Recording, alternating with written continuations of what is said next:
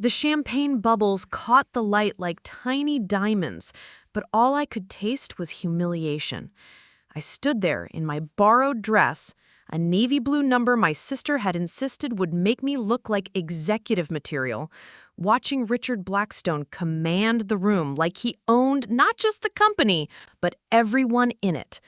I'd love to know which corner of the globe you're watching from, and if this story speaks to you, make sure to subscribe. Tomorrow's video is one you absolutely can't miss. The Roosevelt Hotel ballroom sparkled with the kind of wealth that made you forget there was a world outside these gilded walls. Crystal chandeliers cast dancing shadows across faces flushed with expensive wine and cheaper gossip. The company's elite circulated like sharks, each conversation a careful dance of ambition and calculation. I'd arrived early, hoping to catch a few key executives before they retreated into their usual cliques. 3 years at Pinnacle Dynamics, and I still felt like an outsider looking through frosted glass. Tonight was supposed to be different. Tonight was supposed to be my breakthrough. Pinnacle Dynamics' annual holiday gala was supposed to be my moment. 6 months of 80-hour weeks, 3 successful product launches, and a client retention rate that broke company records should have meant something. My latest project, an AI diagnostic tool that had revolutionized how our biggest client processed medical data, had generated $12 million in new revenue. Yet here I was, standing alone by the appetizer table, watching my achievements get credited to people who'd never touched a line of code. The irony wasn't lost on me. I'd spent the afternoon preparing a presentation about my team's breakthrough in machine learning bias detection, work that would fundamentally change how AI systems made decisions about people's lives. Richard had canceled the presentation 2 hours before the party, claiming it was too technical for a celebration. Instead, I was invisible, clutching a glass of cheap champagne while watching my colleagues network around me like I was a piece of furniture. "Charlotte Collins," Richard's voice boomed across the marble floor. The conversations around us dimmed to whispers. "Still here, I see." I turned, forcing a smile that felt like glass cutting my cheeks. Richard approached with his usual entourage. VP Marcus Wheeler, whose main qualifications seemed to be agreeing with everything Richard said. Senior Director Sarah Chen, who'd built her career on taking credit for other people's innovations, and 2 board members whose names I'd memorized but who'd never bothered learning mine. Margaret Thornfield, the silver-haired board chair who collected art and quarterly profits with equal passion, and James Morrison, whose venture capital background meant he measured everything in potential exits. The group moved like a small army, their designer suits and practiced smiles creating an invisible barrier between themselves and the rest of us. I'd watched this dynamic for 3 years, the way conversations stopped when they approached, the way junior employees practically genuflected in their presence. "Mr. Blackstone," I replied, keeping my voice steady despite my racing heart. "Congratulations on the Q4 numbers. The Watson Industries contract really pushed us over the top." It was a calculated comment. I'd been the primary architect of the Watson deal, spending 3 months understanding their legacy systems and designing custom integrations that no one else thought were possible. The contract had saved Pinnacle's year, but Richard had announced it as his personal victory during the quarterly board meeting. He laughed, not the polite chuckle you give subordinates, but the deep, genuine laughter reserved for actual jokes. The sound carried across the nearby conversations, drawing more attention to our little circle. "Oh, Charlotte. Sweet, naive Charlotte." He looked around at his circle, ensuring he had their full attention. Margaret Thornfield's eyebrows rose with interest, like she was watching a particularly entertaining performance. "You know what I told the board about you yesterday?" My pulse quickened, but I kept my expression neutral. Around us, I could sense other conversations slowing, people trying to eavesdrop without appearing obvious. The junior developers from my team were watching from across the room, their faces a mixture of concern and mortification. I said, "That Collins girl tries so hard, but she'll never amount to anything. Some people are just born to be background players." His eyes glittered with the cruelty of someone who never faced real consequence. He gestured vaguely in my direction, like I was an example in a case study. It's not personal, you understand. It's just reality. Some people have the vision to lead, others are meant to implement. There's no shame in knowing your place. Marcus nodded sagely, as if Richard had just shared profound wisdom. Sarah's smile was sharp and predatory. She'd clawed her way up, and she recognized a kindred execution. James Morrison checked his phone, bored by what he clearly saw as corporate small talk. The silence stretched between us like a chasm. I could feel every eye in our corner of the room watching, waiting to see if I'd crumble or fight back. This was entertainment for them, the public dismantling of someone who dared to reach above their station. I saw my reflection in the mirror behind the bar, small, dark-haired, wearing a dress that suddenly felt like a costume. But at that moment, something crystallized. 3 years of swallowed insults, stolen credit, and systematic exclusion condensed into perfect clarity. I thought about the late nights I'd spent debugging code that senior developers had abandoned, the client calls I'd handled when account managers were too busy networking. The innovations I'd suggested had been dismissed as too ambitious until someone else presented them as their own ideas. Richard's smile widened, anticipating the moment I'd either stammer an apology or storm out in tears, cementing his narrative about my unsuitability for leadership. Instead, I smiled back. Not the fake professional smile I'd perfected over 3 years of being overlooked and undervalued. This was something entirely different. Calm, knowing, almost serene. It was the smile of someone who just received extraordinarily valuable information. "Thank you for your honesty, Mr. Blackstone," I said, my voice carrying just far enough for his inner circle to hear. "I'll remember that." Something flickered across his face. Confusion, maybe? Concern? But it vanished as quickly as it appeared. He dismissed me with a wave and turned back to his audience, already launching into another story about his latest acquisition. I excused myself quietly, walking through the crowd with measured steps. No one stopped me. No one noticed me leave. That was about to change. In the elevator down to the parking garage, I pulled out my phone and opened the voice memo app. My hands were steady now, steadier than they had been in months. "Note to self," I whispered, watching the floor numbers descend. "Project Phoenix begins tomorrow. Richard Blackstone just gave me the greatest gift of my career. He showed me exactly who he is in front of witnesses who matter." I thought about Margaret Thornfield's expression in those final moments, the way her gaze had lingered on me with something approaching respect.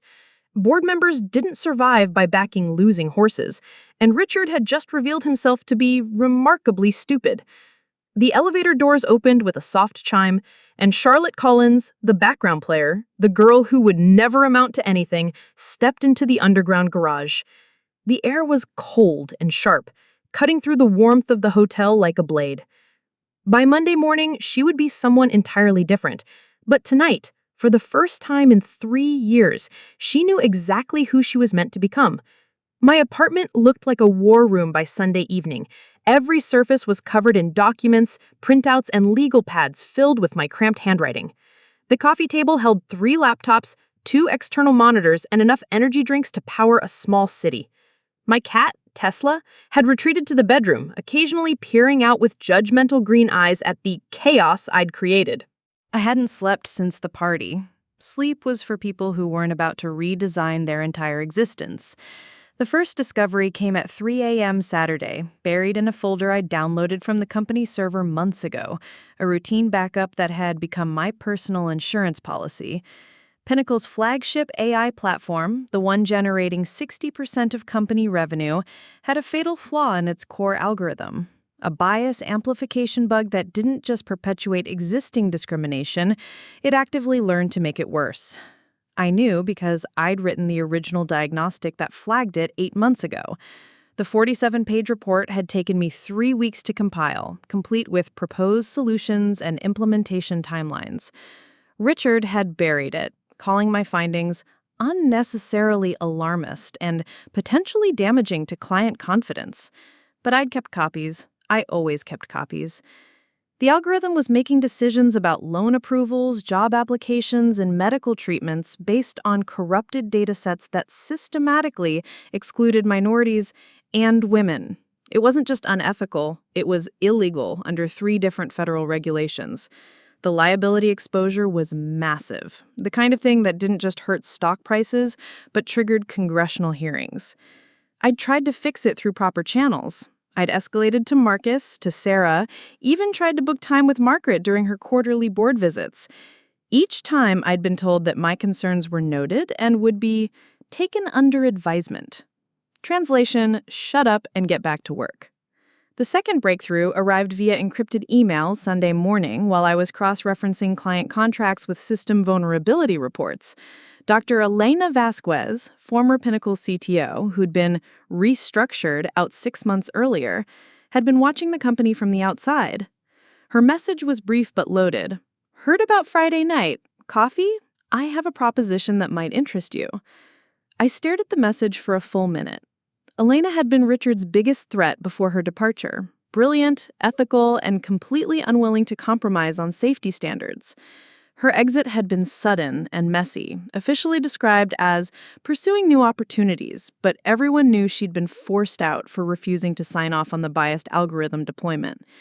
We met at a small cafe in Georgetown, deliberately far from Pinnacle's downtown fortress and the usual haunts where tech executives conducted their business. The December morning was bitter cold, the kind of weather that made you appreciate heated buildings and warm coffee.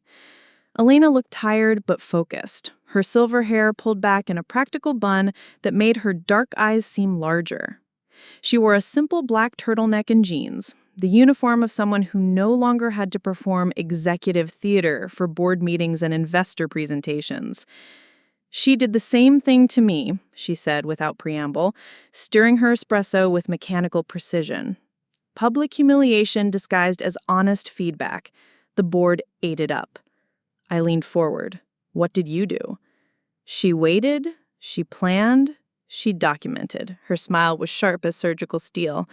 And I founded Meridian Solutions 3 months later. She slid a business card across the small table. The logo was elegant, minimalist. Everything Pinnacle wasn't. We're launching next quarter. Ethical AI, transparent algorithms, employee-owned structure. Everything Richard fears. She met my eyes. I could use someone who understands Pinnacle's weaknesses from the inside. I stared at the card. Head of Strategic Development, it read. The title I'd been denied 3 times at Pinnacle. What would you need from me? I asked. Everything you know. Every shortcut they've taken, every client they've alienated, every promise they can't keep. Elena's voice was calm, but her fingers drummed against her cup. We're not just building a competitor, Charlotte. We're building their replacement. That evening, I began the careful work of extraction. Not theft. I was too smart for that. Instead, I compiled everything I'd legitimately created, every client relationship I genuinely built, every process improvement that bore my name, but not my credit. The most valuable asset wasn't data or code, it was trust. Over 18 months, I'd quietly cultivated relationships with Pinnacle's biggest clients. Not as a salesperson or account manager, but as the person who actually solved their problems when the official solutions failed. They knew my name, my work, my reliability. Richard had called me a background player. He was right in a way. I'd been operating in the background so long that I'd become invisible, which meant I'd also become irreplaceable. Monday morning, I walked into Pinnacle for the last time. I submitted my 2-week notice to HR, cleaned out my desk, and scheduled individual coffee meetings with 12 key clients over the next 10 days. I didn't tell them I was leaving Pinnacle. I didn't need to. They'd figure it out soon enough. By Wednesday, the first client had called Elena directly. The Meridian Solutions launch event took place exactly 6 months after Richard's public declaration of my worthlessness. We held it at the Smithsonian's National Museum of American History, a venue choice that wasn't accidental. I stood backstage, adjusting the jacket of my new navy suit, this one purchased with my own money, tailored to fit perfectly, and watched the audience through a gap in the curtains. 300 attendees, tech journalists, venture capitalists, Fortune 500 executives, and a significant number of former Pinnacle clients. Nervous? Elena appeared beside me, resplendent in charcoal gray and radiating the quiet confidence of someone about to change an industry. Excited, I corrected, and realized it was true. The tight anxiety I'd carried for years had transformed into something else entirely. Anticipation, purpose, controlled power. The Pinnacle delegation is front row, center, Elena mentioned casually. Richard brought his entire C-suite. I looked through the gap again. There they were, Richard, Marcus, Sarah, and the board members, whose names I still knew, but who were about to learn mine permanently. Richard wore the same confident smirk he'd displayed at the holiday party, but something in his posture suggested he wasn't entirely sure why he'd been invited. Ladies and gentlemen, the moderator's voice echoed through the auditorium. Please welcome Dr. Elena Vazquez, CEO of Meridian Solutions, and Charlotte Collins, Chief Innovation Officer. The applause built as we walked onto the stage. I caught sight of Richard in my peripheral vision. His smirk had vanished, replaced with something between confusion and dawning concern. Elena handled the opening, outlining Meridian's mission and ethical framework. Then she turned to me. Charlotte will be demonstrating our flagship platform, Compass, an AI solution built on complete algorithmic transparency and real-time bias detection. I stepped forward to the podium, looking out at an audience that was actually listening, actually focused on what I had to say. For the first time in my career, I wasn't background noise. 6 months ago, I began, my voice carrying clearly through the sound system. Someone told me I would never amount to anything, that I was just a background player destined to stay invisible. A ripple of interest moved through the crowd. I could see Richard shifting in his seat. They were right about one thing. I had been invisible, but not because I lacked capability or vision.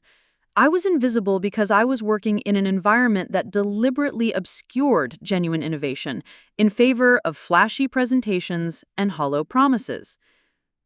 I clicked to the first slide, a side-by-side comparison of Compass and Pinnacle's flagship platform. The audience grew very quiet. What you're seeing here is the difference between transparency and opacity, between ethical AI and algorithmic discrimination, between sustainable innovation and venture capital theater. The demonstration that followed was flawless. Compass didn't just match Pinnacle's capabilities, it exceeded them, while showing its work, explaining its decisions, and flagging potential biases in real time. Every feature I'd suggested at Pinnacle and been told was unnecessary complexity was now industry-leading innovation. But the real moment came during the Q&A session. Ms. Collins, a journalist from TechCrunch, called out, "There are rumors that several major clients have already migrated from established platforms to Compass. Can you comment on that?" I smiled, the same serene smile I'd given Richard 6 months earlier. I can confirm that Compass has achieved a 94% client satisfaction rate in our beta phase, with an average productivity improvement of 40% over previous solutions. Our clients appreciate working with a team that listens to their actual needs rather than dictating what they should want. The journalist followed up. Are you referring to specific competitors? I'm referring to the entire industry standard. For too long, AI development has prioritized impressive demonstrations over practical reliability. We're changing that conversation. From the front row, I could see Richard's face darkening. Marcus was typing furiously on his phone. Sarah looked like she was trying to disappear into her seat. After the event, the reception buzzed with energy. Venture capitalists circulated with checkbooks metaphorically drawn. Journalists lined up for follow-up interviews. Former Pinnacle clients approached me with handshakes and knowing smiles. Richard? I turned to find Richard standing behind me, his usual entourage notably absent. Up close, he looked older than I remembered, his confidence replaced with something that might have been respect or might have been fear. "Impressive presentation," he said carefully.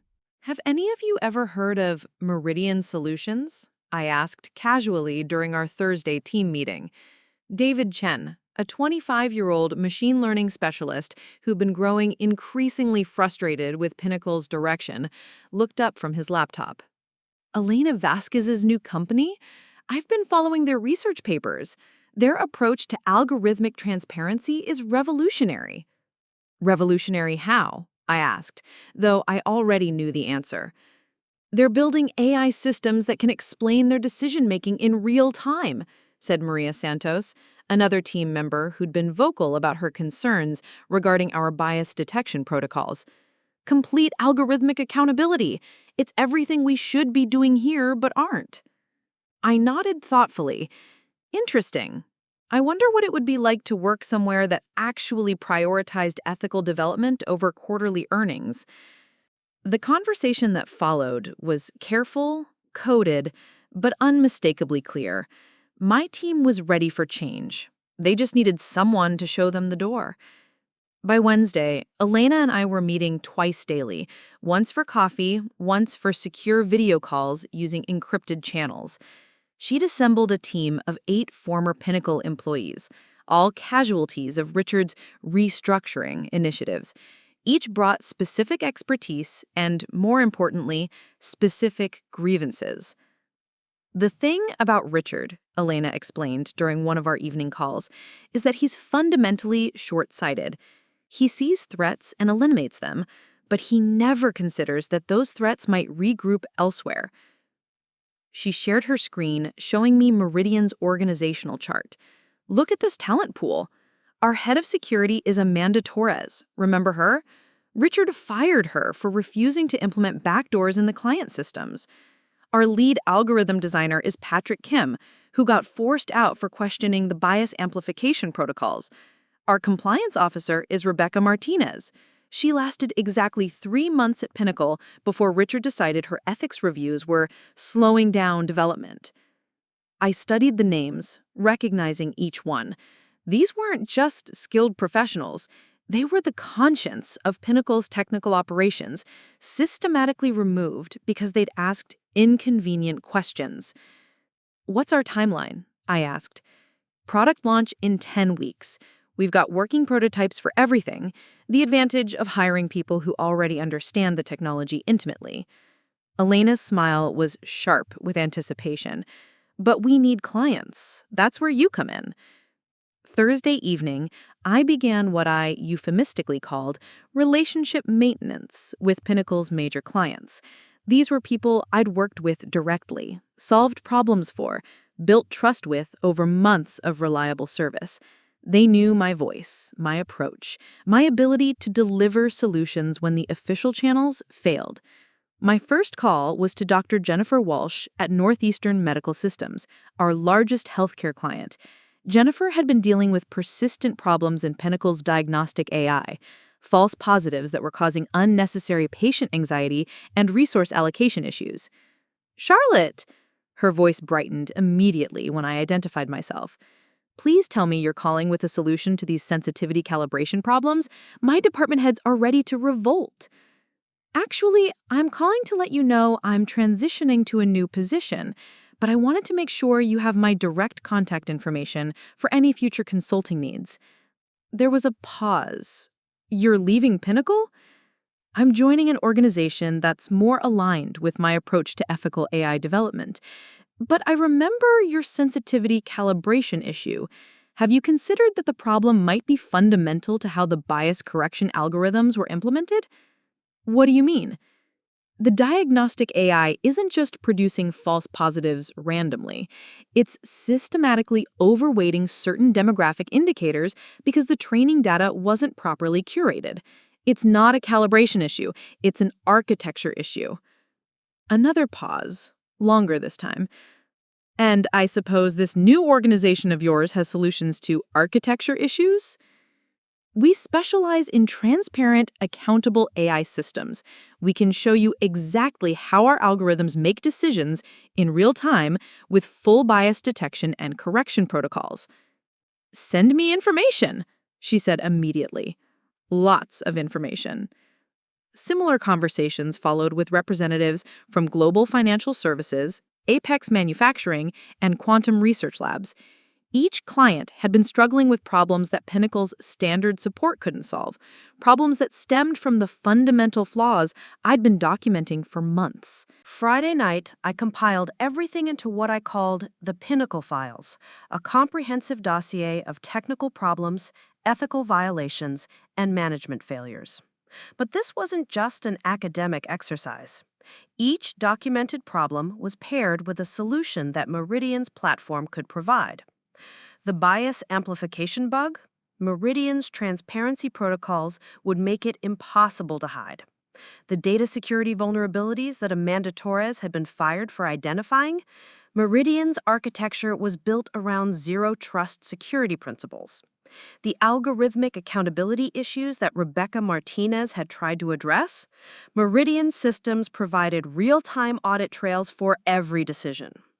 I encrypted the files, backed them up to 3 separate secure servers, and sent copies to Alina through our established channels. This wasn't corporate espionage. It was documentation of publicly observable problems and their theoretical solutions. But the implications were clear. Pinnacle's clients were paying for a fundamentally broken product, and there was a better alternative available. Saturday morning, Elena called an all-hands meeting at Meridian's temporary headquarters, a converted warehouse in Alexandria that buzzed with the energy of people building something they actually believed in. I drove there in my old Honda Civic, past Pinnacle's gleaming downtown offices, and felt like I was crossing between 2 different worlds. The Meridian team was everything Pinnacle's leadership wasn't. Diverse, collaborative, focused on solutions rather than blame. Amanda Torres, the security expert, was debugging code alongside recent MIT graduates. Patrick Kim was sketching algorithm improvements on a whiteboard, while Rebecca Martinez reviewed compliance frameworks. "Charlotte," Alina called when I arrived, "meet your new colleagues." The next 6 hours were the most productive I'd experienced in years.